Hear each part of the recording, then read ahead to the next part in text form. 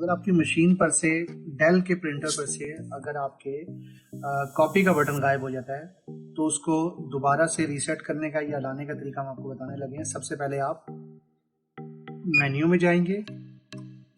Menu में जाने के बाद आप सिक्योरिटी के बाद आप एडिट सिक्योरिटी सेटअप में जाएंगे।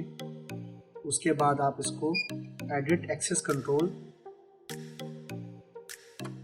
नेक्स्ट पे आप यहाँ पर देखिए इसको स्क्रॉल करेंगे। स्क्रॉल करने के बाद यहाँ पर आ जाएगा 4 time scroll and 5 time scroll करेंगे तो यहाँ पर आएगा आपके कॉपी फंक्शन डिसेबल हुआ है। यहाँ से आप इसको नो सिक्योरिटी कर दें इसको और सबमिट कर दें।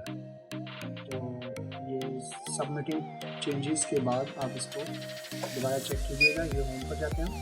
अब ये देखिए कॉपी का बटन आपका अपेयर हो गया है।